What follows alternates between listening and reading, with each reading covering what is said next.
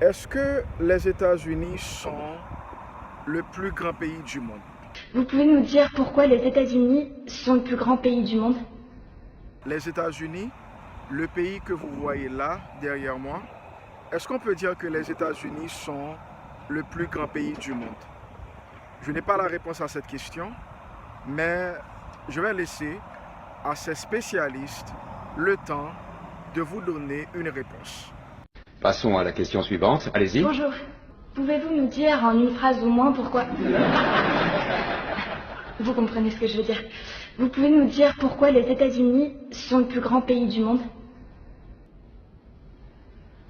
Pensez aux gens qui vous écoutent. Pourquoi les États-Unis Les États-Unis ne sont pas le plus grand pays du monde, monsieur. Là voilà ma réponse. Vous êtes en train de... Oui.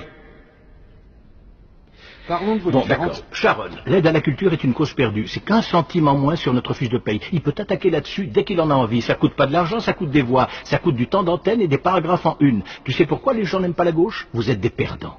Si vous êtes si malin, comment ça se fait que vous perdez comme des cons à toutes les élections? Et puis toi, comment tu fais pour garder ton sérieux en disant à des étudiants que notre pays est tellement exceptionnel et merveilleux que nous sommes le seul peuple dans le monde à connaître la liberté? Le Canada est un pays libre, le Japon est un pays libre. L'Angleterre, la France, l'Italie, l'Allemagne, l'Espagne, l'Australie et la Belgique sont des pays libres. Parmi les 207 États souverains qu'il y a dans le monde, 180 d'entre eux sont des pays libres. Enchaînons. Et toi, la fille à papa, écoute, juste au cas où tu t'aventurerais accidentellement dans un bureau de vote, il y a certaines choses qu'il vaut mieux que tu comprennes. Par exemple, qu'il n'y a absolument aucune preuve qui atteste que les États-Unis sont le plus grand pays du monde. Nous sommes 7e en ce qui concerne le taux d'alphabétisation, 27e en maths, 22e en sciences, 49e en espérance de vie, 178e en mortalité infantile, 4e en force de travail, 3e en revenu médian des ménages et 4e en exportation. Nous sommes premiers dans seulement 3 catégories. La proportion de citoyens incarcérés par habitant, le nombre d'adultes qui croient que les anges existent et les dépenses militaires qui sont plus élevées que celles de 26 pays suivants cumulés, dont 25 sont nos alliés. Alors bien sûr, rien de tout ça n'est la faute d'une jeune étudiante en journalisme. Mais ça montre malgré tout de manière flagrante que tu fais partie de la pire génération qui a jamais vu le jour dans toute l'histoire de ce pays. Si tu me demandes ce qui fait des États-Unis le plus grand pays du monde, la question est tellement conne que je n'ai aucune réponse.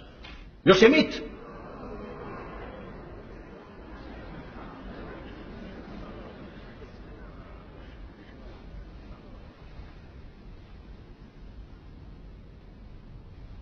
On l'a été autrefois. On luttait pour des causes justes. On a voté des lois pour défendre nos valeurs. On en a abrogé d'autres contraires à ces mêmes valeurs. On menait des guerres contre la pauvreté, pas contre les pauvres. On n'hésitait pas à se sacrifier et à épauler nos voisins. On joignait le geste à la parole et on ne se montrait jamais orgueilleux. On a bâti de grandes et belles choses, inventé des technologies que personne n'aurait cru concevables. On a exploré l'univers, guéri des maladies incurables, donné naissance aux plus grands artistes et à la plus grande puissance économique du monde. Notre ambition nous donnait des ailes. On agissait en homme et on cultivait notre intelligence. On ne rabaissait pas celle des autres de peur de nous sentir inférieurs. On n'était pas défini par la personne pour qui on avait voté aux élections précédentes, et on n'avait pas aussi peur.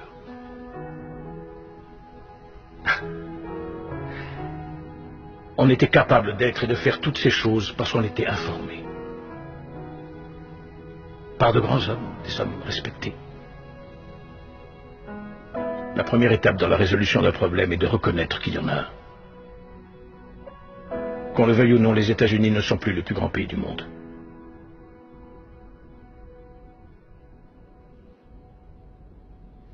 Ça te va? Après que le président américain Joe Biden a renoncé à se présenter à la présidentielle américaine du 5 novembre, Donald Trump affrontera finalement la vice-présidente Kamala Harris.